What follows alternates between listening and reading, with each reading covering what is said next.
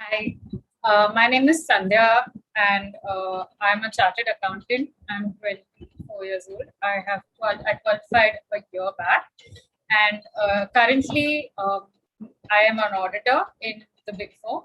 And I'm actually just my chart. I like my job, but I really think my interest doesn't lie there, and I am my challenge today is I don't know how to decide what exactly I would like to do, because there are so many options and everything sounds exciting, but you don't know enough to know if that's what matches your personality and ways of working. Thank you so much, Sandhya. Welcome to this session. And believe me, this generation, you have multiple options to choose from, and it can be quite overwhelming to figure out what is it that works best for you. So let me begin by asking you a question. So first of all, congratulations on your being a chartered accountant. I know how tough the course is and to come out of it at a very young age. So congratulations to you on that. So tell me something about what made you choose chartered accountancy. We had to choose at a very young age, and I think that was in our 12th standard, and that was the year. I think those few years were the cusp of change, and it was not something anyone foresaw, like technology really having so many avenues of employment streams and exciting different things to do. So this was in 2014, where I still, I liked accounting, and I was into commerce, and I liked accounting and law, and I said, okay, I think then I should just go ahead and do this because it has all my subjects. And I liked everything that I've studied, and I like that I'm able to apply the knowledge in a lot more ways than just, what really the course offers you, because it teaches you how to do an in-depth research into whatever you're working on. But I didn't at that time think there would be so many other avenues and so many other options that I could have actually done. Or now, how do I work in a way where my degree is actually enhancing something in such an area where I would still have the passion and interest to want to do it. So tell me something. What is it that in your current job? So I'm sure you have done your internship, you have done your industrial training, and then you have again joined back the main firm. So which part of this? So it must be around 4 to 5 years of total work ex in that sense. Yeah, around 4.5. Yeah. Can you share with us which is that part of your work ex which has been the best for you, which has made you feel very happy, where you felt you could contribute your best? I think this has happened in each of the seasons that we audit, we generally have a team that works towards a deliverable, and I like a scenario where everyone's hustling as a team and covering up for each other, and delivering it well, and the sense that it's very gratifying, and to be able to do something better each time. So the first time I would have been very new into the team and just getting the simpler work, and then coming to the third and fourth year where you actually are managing a team of maybe 3 or 4 people or 5 people, and getting things in order for your seniors to review and delivering the assignment there. That really was an exciting takeaway for me from the job. So you mean to say the growth which came to you from year on year, which enabled you to learn more and also allowed you to deliver, was and definitely because to teach is to learn twice, definitely passing it on to the younger people who join in and who are just going through what you've been through. I really like that. Okay, so even guiding, so along with delivering to your customers, also guiding the younger generation is something you really, or the next generation is something you really enjoyed doing it. I think I still look forward to it, even if we have something slightly pressing, and I know it's manageable. But if I just guide the person a little, they'll actually learn and enjoy what they're doing versus just doing it without using the head because I asked for you to do ABC steps. I like going the extra mile and teaching someone something interesting. Amazing. That's really a very good insight to understand a little bit about yourself, where you have just mentioned that you like to guide people, which means sharing of knowledge is something probably can be an area of your interest. Number two is growth is something which inspires you, where which also comes with learning. Yeah. Meaning you are also willing to learn and grow along with it. So tell me now, which part of this liking that you shared with me right now does not exist in your current role? Uh, I think it all exists, but I think I don't want to get too comfortable without exploring. And this is the time I should Mm-hmm. be exploring and looking at different options. And all of what I do is something, whatever I mentioned right now that inspires me, is all what I've learned over this kind of job. Sure. But what Are is you it still that? doing it right now in your Yeah, job? yeah, And you look forward to those parts in a day. yeah, yeah. Definitely, I like it versus a So which is the slower part you cycle don't where. like? Yeah, I don't like, I mean, they're very typical to the job, so I don't think I Mhm. can mention it here. But Mhm. I really feel like this is the time to explore. But how do you start or Have you how do you approach? learned, so as a child when you were growing, what was it that interested you the most? Uh, I indulged in a bit of, I indulged in team sports and I Mm-hmm. played basketball for my school. And we played up to state level and we were always a team, hanging out as a team and always around 10, 12 people. Maybe that's where I get the team aspect of, working as, Together. yeah, working together. And I also, I'm a classically trained dancer. So I really like spending time on perfecting a craft. Hmm. I really like doing things that are, having a structure and understanding the roots of the structure and why it's to be done and how it's to be done with.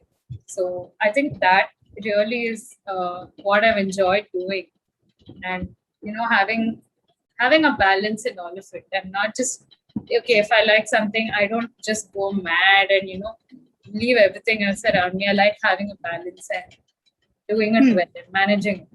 Hmm. No, thank you so much, because it's a very important aspect you have raised. So from the limited interaction, I understand that you are multi-talented, and you are also very not just, you're also a person who loves to be outdoors, who love to explore things. At the same time, there is a kind of balance in both the right and the left brain. So it can be good as well as it can be challenging, because when in life, the balance is a very cliched word according to me, because it's all about integration. If I just take a second to explain, because in balance we try to balance everything for a day. In a day I want to spend x time. That's how typically we make our calendar. Not Correct. 2 hours meditation, 2 hours this, 1 hour this, 1 hour this.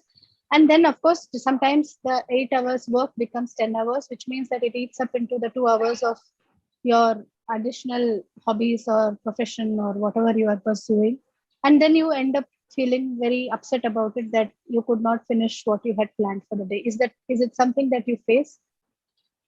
No, I actually have been fortunate enough where no two things are really overlapping, or it has Okay, been fairly manageable. I've never had a situation where I have to decide what I choose or have to great. let go of a passion because of a job. I have Yeah, been fortunate in that sense. very good.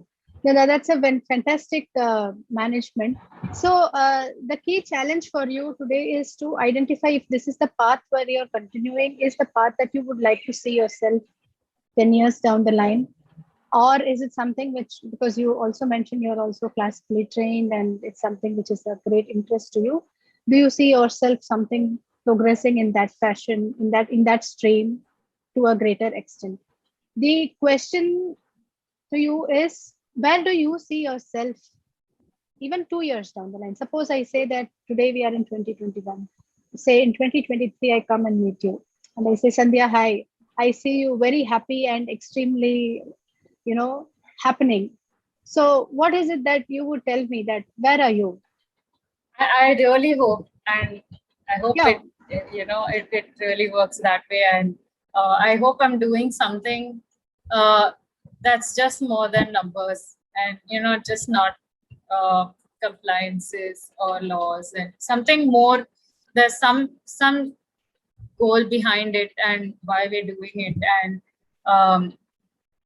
something to do where I'm actually getting to explore and understand how this is actually impacting someone or something in that sense, and not really just about numbers and stakeholders and a deliverable. Yeah.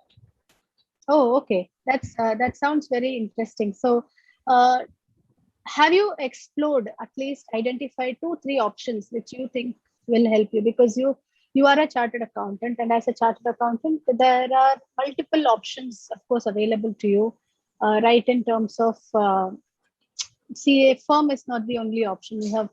You have a corporate organization to join. You have banking and financial industry to join. So is that something which you have explored or even tried to see if that's something which interests you? um, I have I know that today's sustainability and being being aware of the impact on the planet is something that is going to boom because of the crisis that the climate is facing today. And I had that in mind. Maybe I should jump into some projects that are more, you know, into these aspects where I still stick to my role of numbers and all of it, but the larger purpose is a little more different, you know. And Great. there is some So kind of an analysis that actually work on to then derive a solution. I don't know, maybe it's just a fantasy in my head, no, but no worries. It's a very common thing to make it. One of the ways people also make career choices is based on what is the current trend which is happening in the market. But I think the real question before we identify the trend is to find out if that is something very close to me or dear to me. So, for example, if you feel that sustainability is something which is very dear to you, is it only by doing a job that you will be able to do sustainability? Question is, are you able to do something outside your scope of job yeah, in the I field of actually sustainability? And which actually could yeah. which could mean, have you enrolled with any organization for volunteering services? Have you, because the key to understanding whether you like it or not, it's there is nothing wrong if you do end up not liking sustainability after some time also. You didn't enroll for CA thinking you will not like it. You liked it. You Yeah. did your job in the firm, in the internship. You enjoyed it.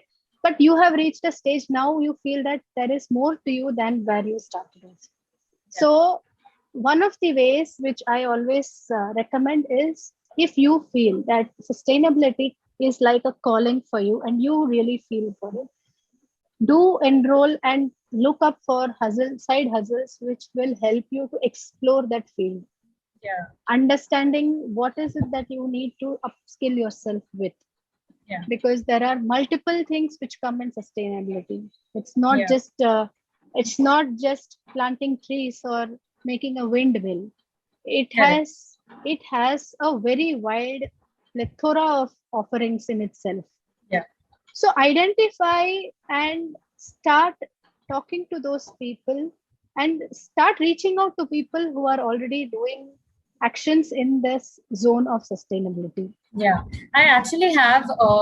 I know that my interest is in it because I have taken a lot of measures uh, to see if I really am, a part of the kind of people who like to be more sustainable.